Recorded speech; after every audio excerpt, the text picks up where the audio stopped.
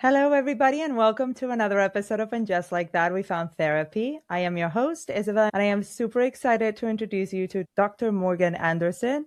She is a psychologist, relationship coach, attachment theory expert, creator of the ESL relationship method, which is empowered, secured, and love, not English as a second language, as I first thought. Yes. Author of the Love Magnet book and host of the Let's Get Vulnerable podcast. Welcome, Dr. Morgan. Thank you for having me. I'm so excited to be here. We've got a lot of things to talk about. Yes, I feel like you would have been an angel sent to Carrie with all your attachment knowledge. Today, we're here to discuss season 3, episode 9 of Sex and the City, Easy Come, Easy Go.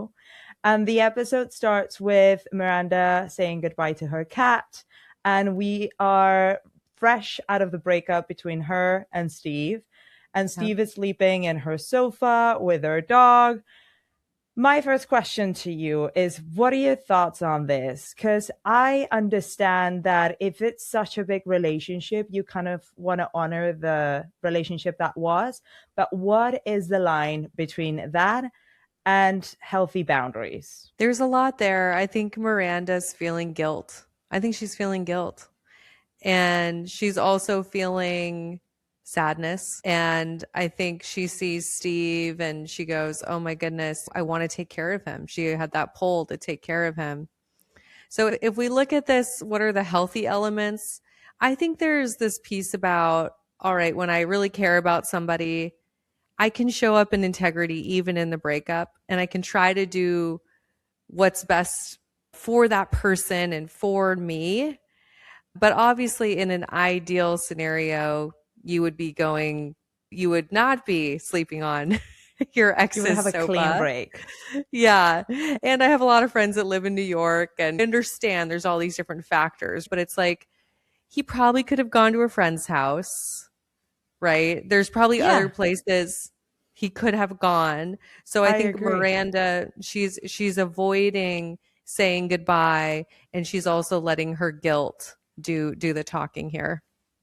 Okay. Then after that scene, we switch onto Carrie and Aidan. They're at the new designer showcase and they're flirting very cornily, so we can tell that they're happy. And then Aidan goes to get coffee and Carrie sees Mr. Big and Natasha and she tries to hide, which doesn't work. And this is kind of very hard to watch. So from an attachment lens, what do you think that is actually being activated for Carrie in this scene? And what is maybe a grounded, emotionally mature way to face seeing your ex with their new book? Oh, there's so much in this scene, isn't there? We see Carrie and Aidan in this. They seem happy. They seem relaxed. If we saw just that clip of them together in the booth, we go, oh, they're secure and they're happy and they're connected. But then Mr. Big shows up, his wife, and it's like you see the body language change immediately on Carrie. And if I'm her, I think in a subconscious way, I'm going, there's the woman that was better than me. There's the evidence that I wasn't good enough and that I wasn't picked for some reason, right? So there's all kinds of, she spills the coffee on him. Isn't that great? It's like, I know you're probably going to talk about that. And then she goes and tries to clean it, but it's in his crotch, and Natasha's like, no, I got this. There's so much happening there, like that, even just the symbolism, right? Of like, oh my gosh, she's, getting him where it hurts. And I think just that going back to that piece about, wow, this is the woman that was good enough. This was the woman that was better than me. I think on a subconscious level, that's going on for her. For sure. And to be honest with you, part of me asks you, like, what is like a grounded, emotionally mature way to handle that? Because I thought Carrie's first instinct was the right one. It's like, I'm not ready to face this, so let me try to avoid this. Yes. Honestly, yes. I think if you're in that place where it's going to be emotionally dysregulating, where you don't trust yourself to be able to show up in a way that is healthy for you, it makes sense to just try to not be seen, to leave, to remove yourself. You have to listen to yourself, right? But on the other hand, if we think about how can we show up just in a healthy way, I think the first thing we need to do, tune into ourselves. Like, what would have happened if she would have paused, taken a breath, and said, you know what? I am safe. I am Yeah. okay. I am enough. I'm in a healthy, amazing relationship. I can show up and interact with kindness. I Yeah. wonder how that would have changed what she was feeling internally. And I think you can kind of see that in the scene when Aidan shows up. She's almost like relieved, like, I'm not the loser that was not picked and not good enough by him because somebody else picked me, which Yeah. is a slippery slope. Like, I do think that Carrie handled it with as much grace as this character has been given, but it is so tricky to be able to stand by yourself. If there was no Aidan, that Yeah. would have completely sent her on a loop. I think there's so much there, right? He shows up and then she feels enough in that moment, right?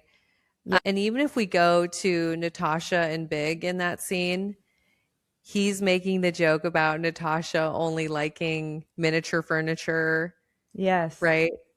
And Yes. In front of an ex. he's putting his partner down in front of an ex. There's I was gonna so much say red flag. there's just so much avoidant attachment. I mean, we'll talk about that, but yeah, he's Yeah. poster child for avoidant attachment. So, of course, like shortly after this unravels, we get Mr. Big coming back to the booth. Carrie's by herself and he's kind of drunk and sloppy. And he kind of gets a piece of paper, uses it as like a megaphone, and he's like, I have news for you. It's not working. I'm getting out. If you know anybody who's interested. And Carrie's like, you should keep that to yourself. Nobody's interested. But that is kind of like the ticking bomb going off. Yeah, And he he also plants kind the of seed. disrespects, yeah, and he disrespects Aidan's furniture by putting like his drink on the wood. The whole thing is very triggering. But Carrie kind of like leaves it as that, is like, go to your wife, you're drunk. And we kind of like fast forward into the girls at brunch talking about it. And Carrie's like, Mr. Big is getting a divorce. And like everybody's chiming in. They're talking about like, okay, bravo, you're the winner in this breakup. He's miserable.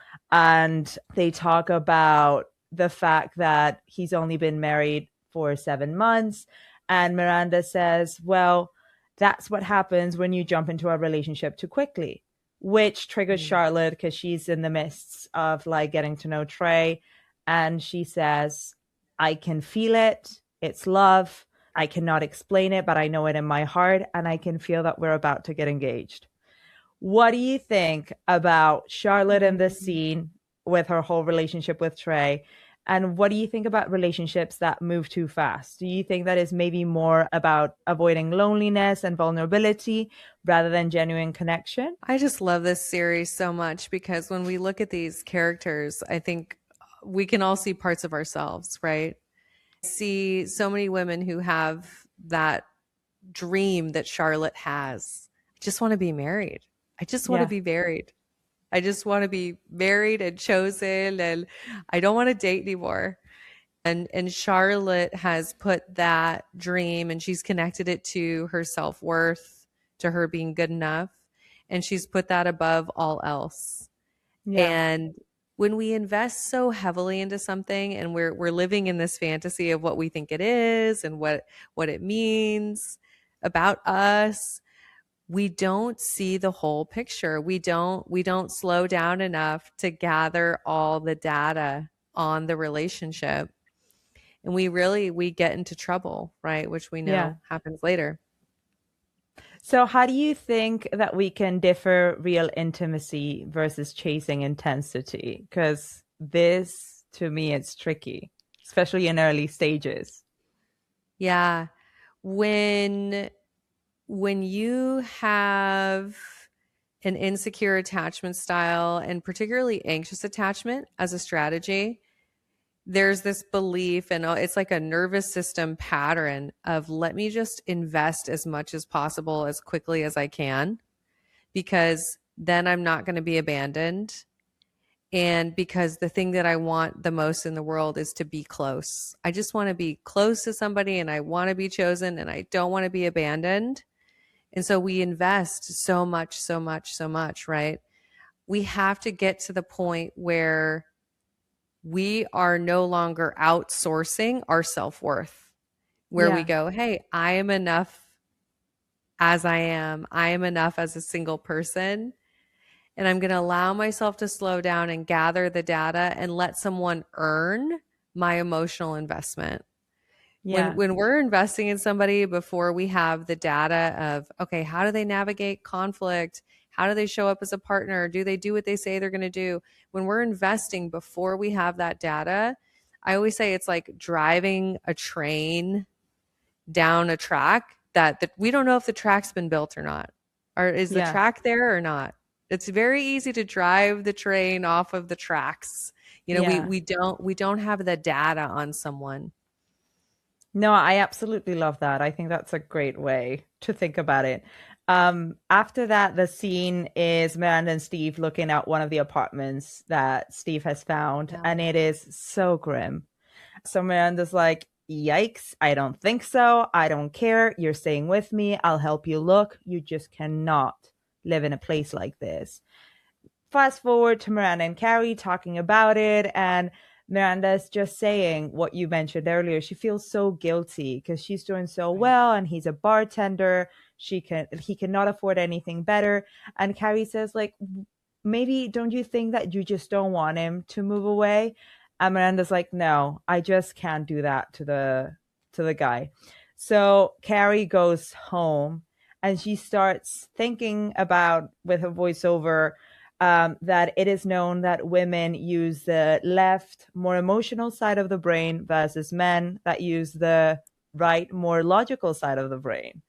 Is this true in any psychological, neuroscientific way?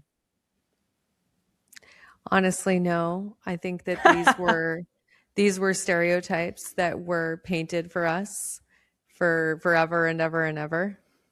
So this was a very loosely researched starting point for Carrie's Yeah. column this week.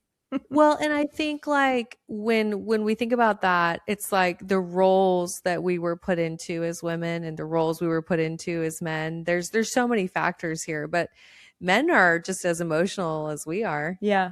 But are they allowed to express it? You know? Yeah. We've just all been conditioned in different ways. And actually, if we look at the research now, the avoidant attachment style, so you know, Mr. Big's attachment style, where we're shutting everything down, I would say Miranda's in that camp as well. It is steadily growing with women. So there's a lot more women that are showing up with avoidant attachment than ever before. So I think it's like we have to start, we can't just throw everybody in a box with gender. It just doesn't work that way. No, but Dr. Morgan, you're making it sound like the world is just becoming a more and more hostile place. Hey, it's all the more reason to say, you know what? I don't want to show up that way. I'm going to intentionally show up and learn how to be secure. Yeah, no, I agree. But I love how, based on this loose research that Carrie did for her column, she's kind of like thinking out loud, and she says that through breakups, there's a battle between what we know and what we feel. So the title of her column, or the theme of her column, is, when it comes to relationships, is it better to follow your heart or your head? And this is what I have been taught that love is. Something that you feel, you cannot explain, is not logical. What do you think about this? It makes for a really great column, but it's not very helpful. Yeah, it's not very helpful. There's something called wise mind in dialectical behavior therapy. It's not really important where it comes from, but wise mind is this concept that we have our intellectual brain and our emotional brain, right? Yeah. And we get to have both of them, and we get to make decisions from an integrated place. It's not really this black and white thinking of it's all my heart or it's all my head. And here's the real truth. When I hear someone say, "Oh, I just follow my heart," and it gets me in trouble, Yeah. the first thought that I have after helping thousands of people is you're following your attachment style and you're labeling it as your heart. And you're letting your beliefs about relationships, your old relationship models, you're letting those get you into trouble. And actually, your heart, like I really believe your heart is connected to your highest and best self, the version of you that fully Yeah. loves themselves, that has really healthy relationship patterns. And I would say that is actually going to pick a different partner than your attachment style. So Yeah. it's interesting the language that we give to these, right? My head versus my Yeah. heart. It's like, honey, it's not your heart. It's actually it's your past Enabling. relational trauma. It's your attachment style. And it's not always serving you. Fair enough. After that, we meet Bunny McDougal. Charlotte is out having lunch or dinner with them. And the whole thing is just like, I guess, out of the book of what Charlotte would have pictured as her white knight. Like they're at a private members club and they're super preppy. They talk Yes. tennis and country. And Charlotte kind of picks up on this thing that Bunny does to Trey to get him to do what she wants. And she kind of clocks that and she's just delighted with the whole thing. And then we get introduced to Samantha's storyline. She's dating Bobby Cannavale, who's this successful film editor, and they are having sex. She goes down on him, and we fast forward to the girls at brunch, and she was like, "Girls, I am seeing the guy with the funkiest tasting spunk." And Charlotte just like stands up and leaves, and Yeah. then Samantha's just like, "Well, who am I gonna talk to about if it's not you guys?" And they all Yes. start chiming in about what it could be that is causing this taste that Samantha described as a trip to the buffet of rotten eggs. As a doctor, I have to ask you, what do you think could be some of the reasons why a man could be suffering from such a thing? I know it talked about this in the episode, but diet is actually a real consideration here. Yeah. Diet for sure, hormone about, I mean, there's all kinds of, it's connected to the body, right? It's Yeah. connected to the body. And then I think what I get so fascinated about this is Samantha's inability to address this just directly with him. Yeah. That it takes so long, that this has Yeah. become such an issue for her and she's waiting to bring it up. There's that self-abandonment. Which is not common in her, but I think Miranda says, like, don't give him head any longer. Yeah. And she's just like, I hadn't even thought of that. Which I guess for Samantha, because relationships are just about sex and that's what he enjoys, she's just like, well, this Yes. was the contract. See, it's so fascinating for me to watch this now because I realize the things I learned about relationships when I watched it. Gosh, I don't know. What was I in my 20s, maybe the first time, or late teens? Yeah. What I realize now is Samantha sees herself as a sexual object and the people that she's with as a sexual object. And that's really what they are. And there's beliefs about I have to perform, I have to be good in bed, I have to be a certain way in order to be worthy of the sexual connection, right?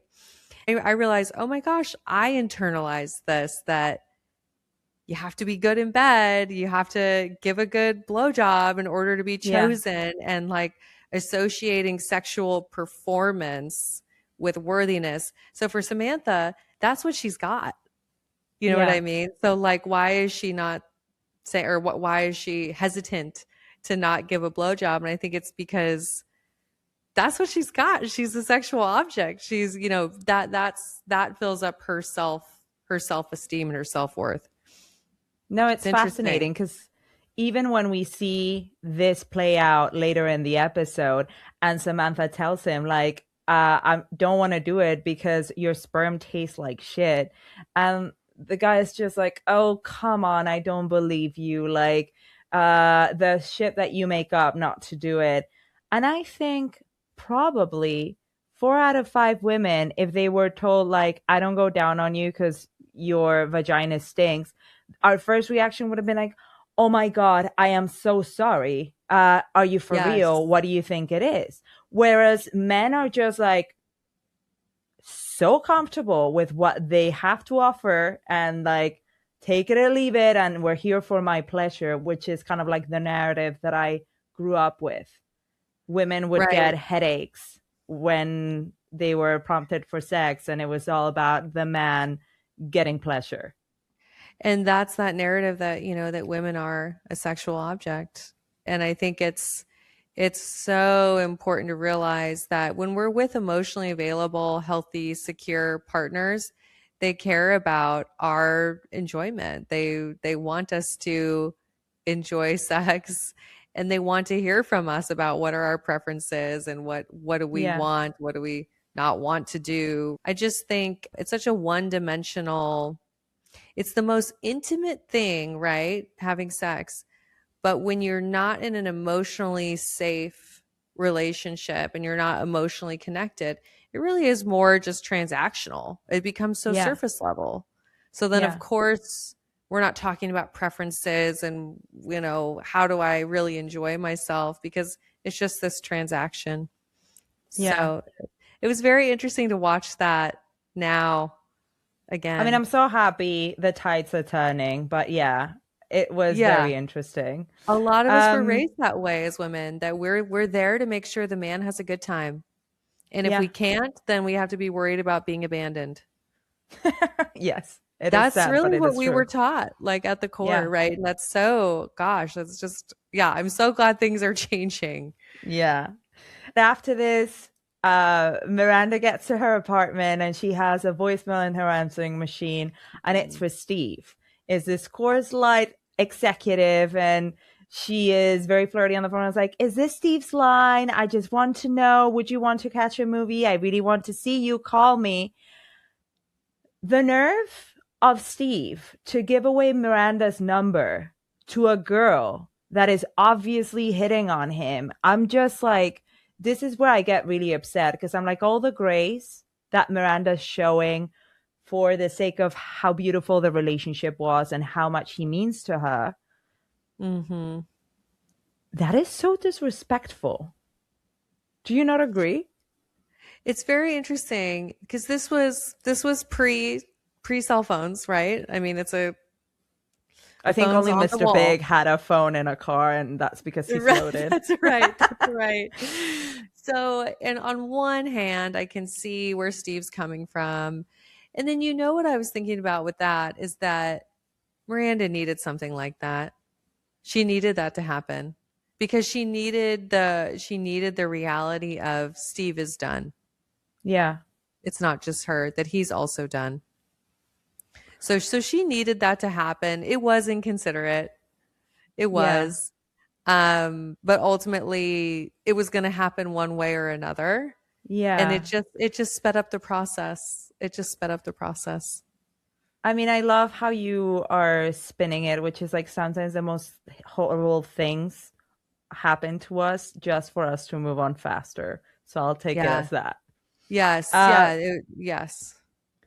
but in an answering machine not so far away in Manhattan, Carrie gets another voicemail, and it's from Mr. Big, and it's very cryptic. It's just like, hey, I need to talk to you. Call me. Bye. And Carrie calls Miranda, and she's like, what do you think it means?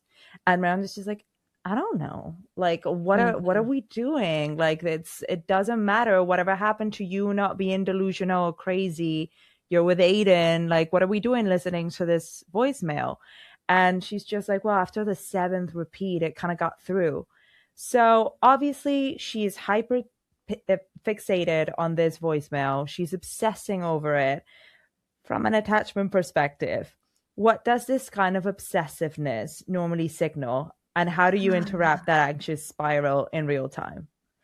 Oh, such a good question here. So I think we have to keep in mind, like, she's in this relationship with Aidan where, she's getting fully chosen, and My goodness, he really is such a wonderful boyfriend. Like you look at Yeah. Aidan throughout, the series. But then she's got this ex that there's that part of her that believes that she wasn't good enough, right? And Yeah. that's kind of why they broke up, etc. Um, and then he reaches out. So I think when she's spiraling about this and she's playing the message over and over again, it's that unhealed part of Carrie that's going, but I just really want to be chosen, right? Whether I think this is Yeah. unconscious for her. I just really want to be chosen. And there's this part of her that goes, if I just had closure from him. She's telling herself the lie. How many of us have told Yeah. ourselves this lie? If we just had this certain conversation, and then if I could just get the closure, maybe I could fully move on. So she is totally spiraling on this because she has connected it to some sort of outcome that she thinks having this conversation could change something for her. Yeah. I Yeah. think it feels like she cannot be complete until that loop is closed with her being chosen as Yes. well. And then she gets to, maybe I'm projecting, but maybe like she then gets to choose, and she's like, okay, I have both options on the table. I'm being chosen and I want to go for the healthy choice, Yeah. which Yeah. we'll see. And I will say this, Mr. Big fits her model, right? Like Carrie, I think ultimately has a lot of anxious attachment, and Mr. Yeah. Big fits her model of that unavailable person. So it's like, oh my God, you've got Aidan over here ready to give you the world. But then you've got Mr. Big, and that fits her relationship model. That's kind of her comfort zone. And there's a whole other thing I could talk about called repetition compulsion. So she's That and the father repeating, wound. yeah, the I father can wound. yeah. Yeah. She's repeating that pattern. And there's that, oh, it's such a strong desire that I could just get a different result. And then it's going to Yeah. make up for everything in my past, every time I didn't feel good enough, if I can just get that unavailable partner to choose me. So she's getting sucked in by that. It's like the Yeah. kryptonite being waved in front of her. This is your opportunity so that you'll finally feel good enough and feel chosen. And she just can't quite say no to it. I mean, I'm not gonna lie. I am that through and through. And as much therapy as I do, both directly and via osmosis through this, how do you think? Because I was fascinated to listen to your episodes on mother wound, father wound, inner child, and then self-love, which I Yeah. think is kind of like your journey towards maybe heal or breaking out of that pattern. Yes. Is that what you think can be maybe the first step towards you healing out of that obsessive compulsion repetition? Yes. It's always such a good question. The first step is always awareness. We have to realize I am the common denominator in my relationships. I'm the one repeating these patterns. So it's just the awareness piece. We have to start there. And then we have to go back and revisit the root trauma. This is what nobody wants to do. We spend our whole lives avoiding this Yeah. part. It's really painful. And what I've developed is a method where we go back and revisit that root trauma. And then you actually process the emotions that never got to be processed. And then we Yeah. intentionally let that go. And once we let go of the root, then we can go and build a new model for relationships.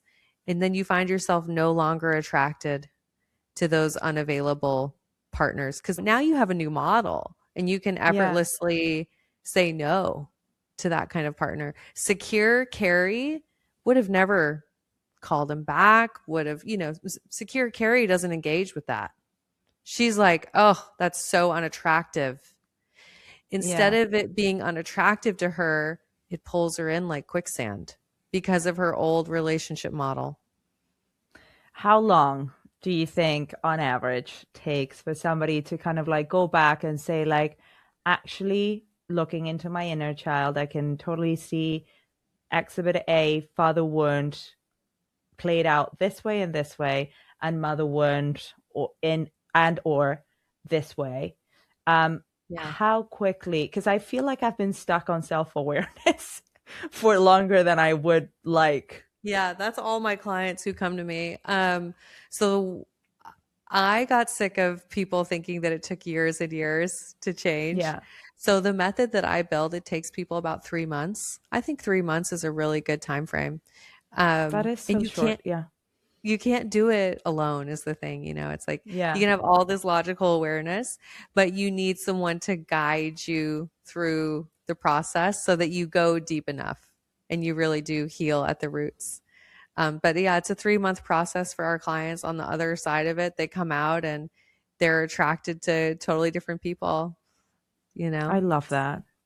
I cannot wait to pop all of this in the show notes because Carrie's obviously not there. So she calls him Right. back after Miranda leaves. Sure. And he is such a dick. And he's just like, listen, I've thought about it. If I get divorced, it would cost me too much. I made my bed. I need to lie in it. She's like, you do that. And they hang up. And she kind of says, like, that's all I needed. He's still the same, still a disappointment. I'm over it. She's in bed with Aidan. And Aidan is kind of going through, like, oh, you have cracks on your walls, and I could, like, put plasters on them, and I could strip your floors. And Carrie's just like, here was a man that was trying to, like, make my home feel better and make me really strong. And there was this other man somewhere else in Manhattan trying to destroy my sense of home. It was not a left or right brainer, it was a no brainer, which That's is right. how we get introduced to her going through this kind of like home improvement that triggers and catapults this into like the biggest storyline of the show. But so Aidan is stripping the floors in Carrie's apartment, and Carrie's just like, it's too noisy. You said that I wouldn't be bothered, but I am bothered. I have a deadline. I cannot write, and I'm going to a hotel. If anybody calls, tell them I'm there. I need to finish this article. So she goes to the hotel, and the phone in the room rings, and it's Mr. Big. He says he's in the lobby and to meet him there. So she's like, okay, don't move. She goes over, he's at the bar, and she's like, this is not the lobby. And they start having a conversation where, like, Carrie's very upset, and she's like, I've got a deadline and a boyfriend, and you've got a wife and apparently a drinking problem. What are you doing? And Big is just like, slow down. I'm trying to think. And she storms out, and he goes chasing after her. And this is my problem. And I think this is the problem of the show, that I think is an enabler for many anxiously attached women that have stories with avoidant men. Because he says three things that I think would make me reconsider my current Mr. Big, which is, I miss you, I made a mistake, I love you. And she's kind of trying to fight him off, but she can. And that line in this scene where she's like, my head was saying no, but my heart, my heart.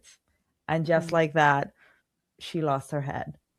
So I'm very curious to know what you think about this, because I have trouble seeing that and not picturing a certain avoidant man in my life and being like, fuck, I don't know what I would do. Because I am smart enough to play it forward and say, like, he would still not be able to fulfill me. But, like, I would struggle being able to say no in that moment.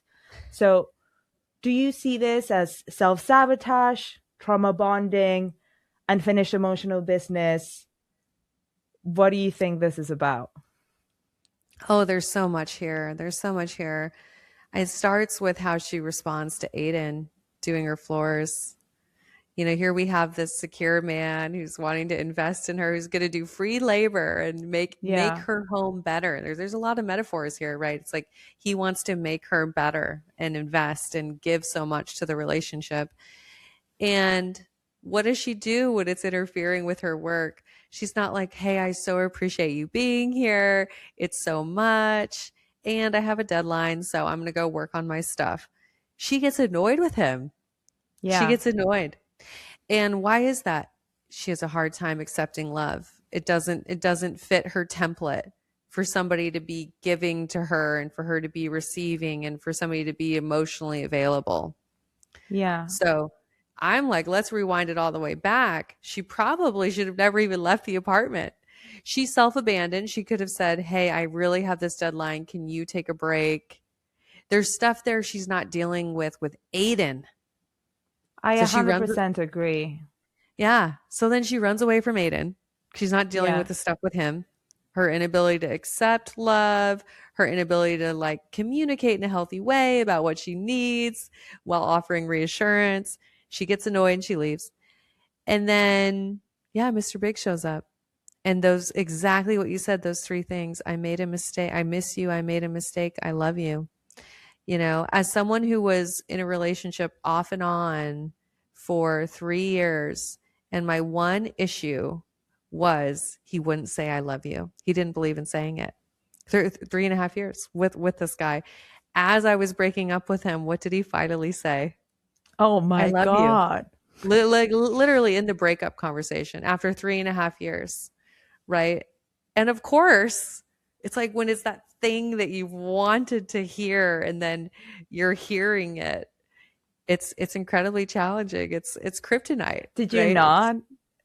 Did you Oh, not we kind of were like off and pause and were on. like, So it was that breakup conversation, and I think we were off and on for another 6 months to a year after that. what do you Messy. think? Yeah.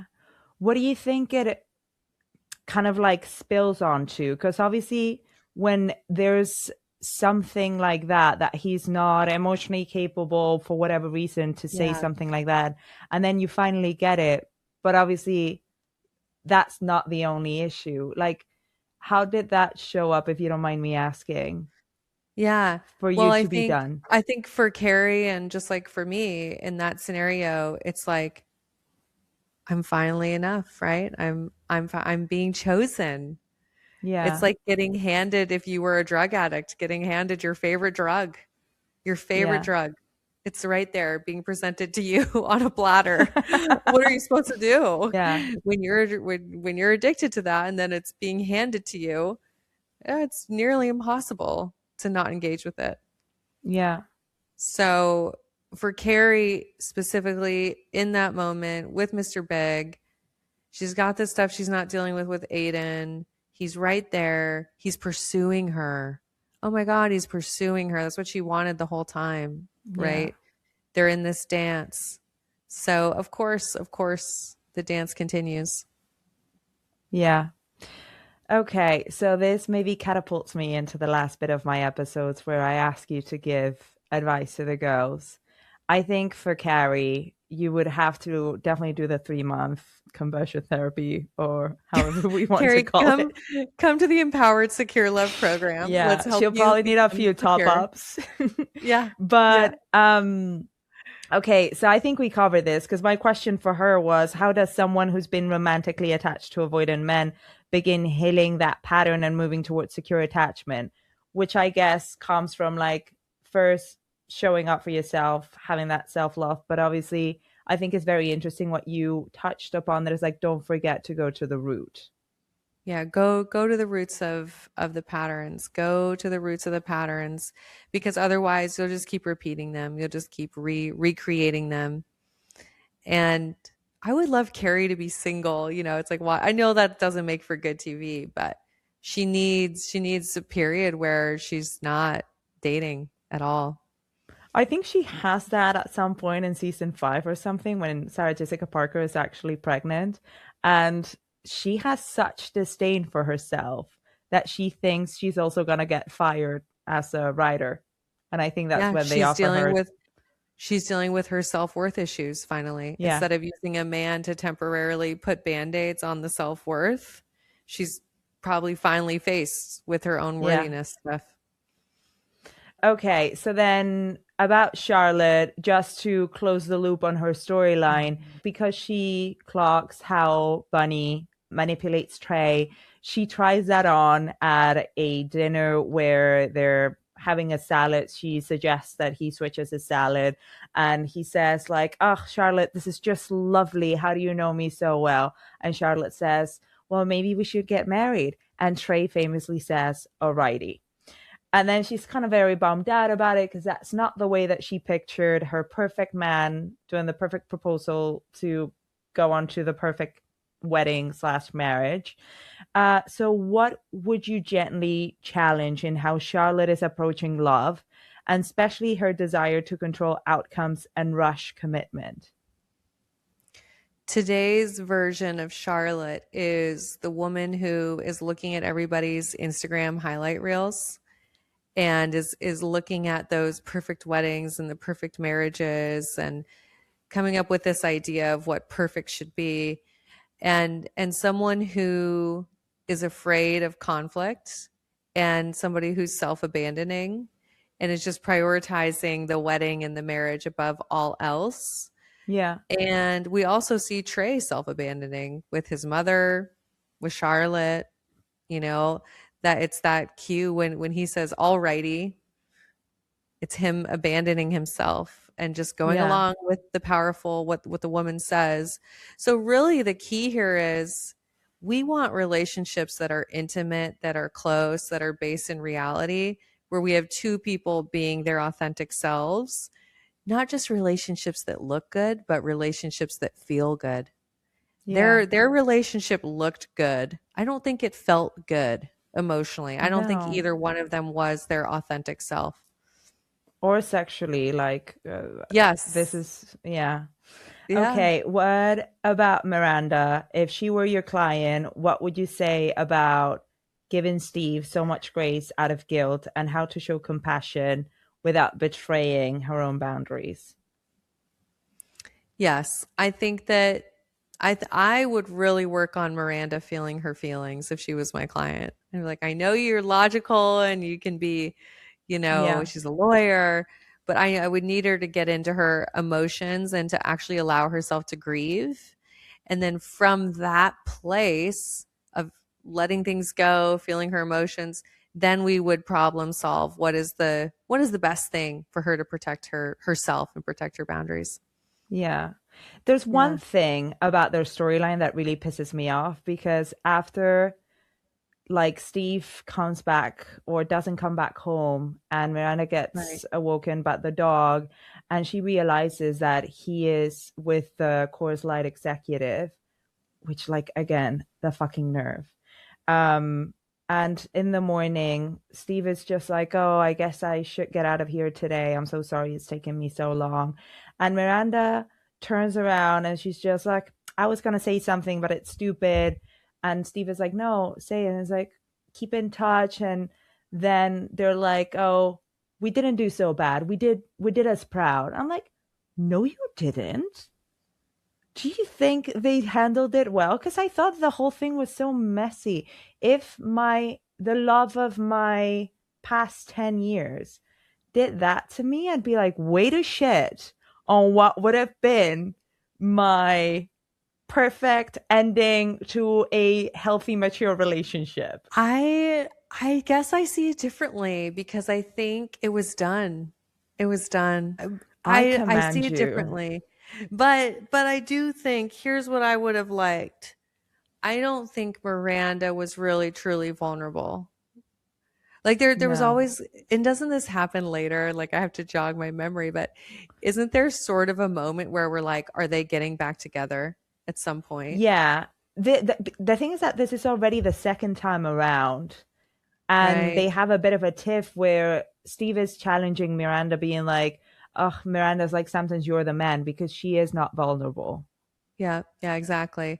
So I think if anything, what bothered me there was that I don't think we really got to see Miranda's, when she gets injured at some point in the series, Yeah, right?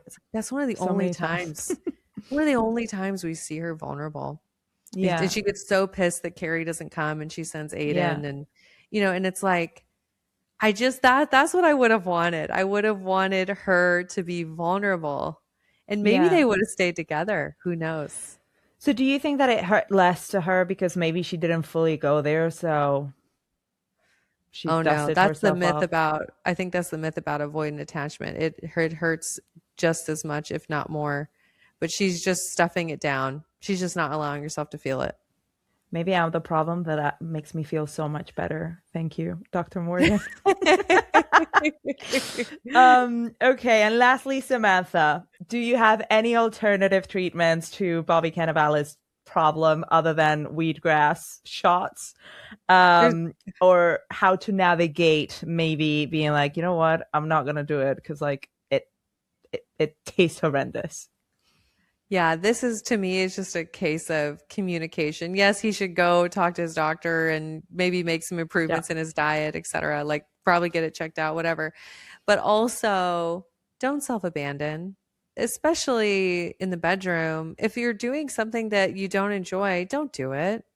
It's just going to build resentment, right? Yeah. And don't be with somebody that is okay with you not enjoying yourself. That doesn't make any sense, right? Yeah. There's just a lot going on in that dynamic there where it's not a emotionally available, secure relationship. It's transactional. Amazing. Well, that was Yeah. the episode. Thank you so much, Dr. Morgan. Before you leave us, I've been listening to your podcast on a loop, which I highly, highly recommend, especially if you identify as a Carrie. You have to listen to that 3-part kind of like episodes of mother wound, father wound, inner child, and then I just kept on going. I love it. But I know that you're also working super hard on bringing some new things onto your podcast and also your business. Is there anything that you want to tell our listeners to watch out for?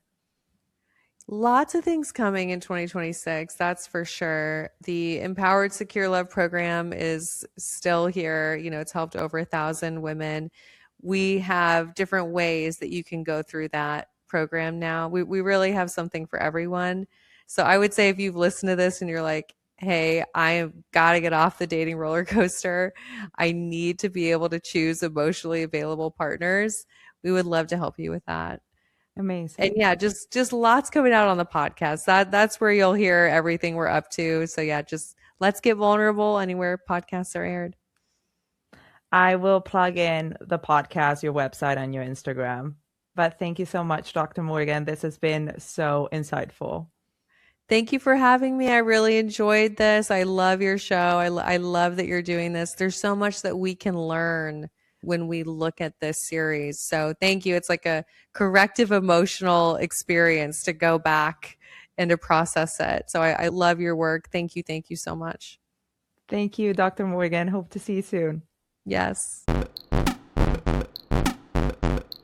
Thank you for tuning in to another episode of And Just Like That, We Found Therapy. If you loved it, follow the podcast, leave a 5-star review, and send this episode to someone who needs it. It really helps the show. And don't forget our new segment this season, He's Not You Mr. Big. If you have a love dilemma you want answered by one of our in-house experts, you can now submit directly through the form on my website. Link is in the show notes. Or, if you prefer to keep it personal, slide into my DMs on Instagram at WeFoundTherapyPod. See you at our next therapy session. I love y'all.